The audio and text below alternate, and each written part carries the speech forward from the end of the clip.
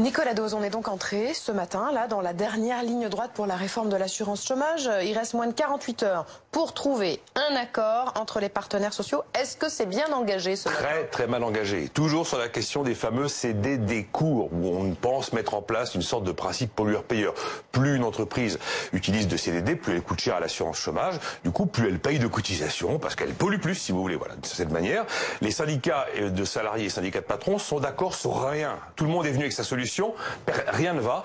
Et donc, effectivement, il y a un ultimatum qui a été lancé au patronat pour aboutir à une solution patronale au plus tard mardi soir. Sinon, mercredi, c'est l'échec.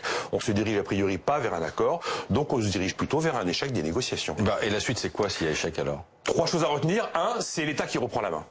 2, si l'État reprend la main, ça veut dire qu'on va jusqu'au bout du projet qui est de réaliser pratiquement 4 milliards d'euros d'économies sur les dépenses d'assurance chômage pendant 3 ans.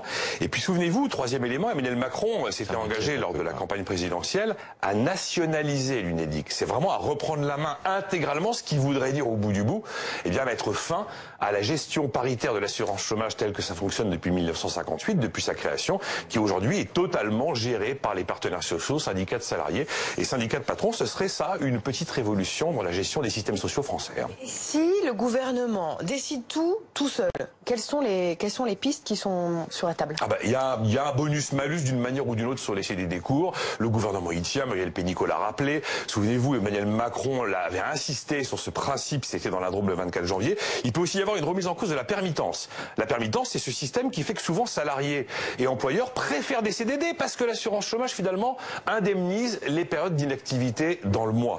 Pareil sur le changement peut-être de mode de calcul des indemnités. Pour l'instant, c'est un système d'indemnité journalière. Il pourrait y avoir un mode de calcul qui soit un mode de calcul mensuel.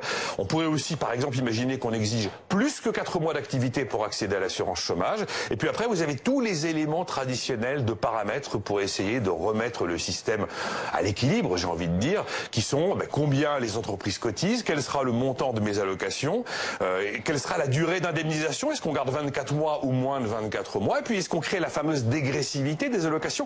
On en avait parlé pour les cadres, mais ça pourrait éventuellement être pour tout le monde. Après, il y aurait la solution la plus sévère.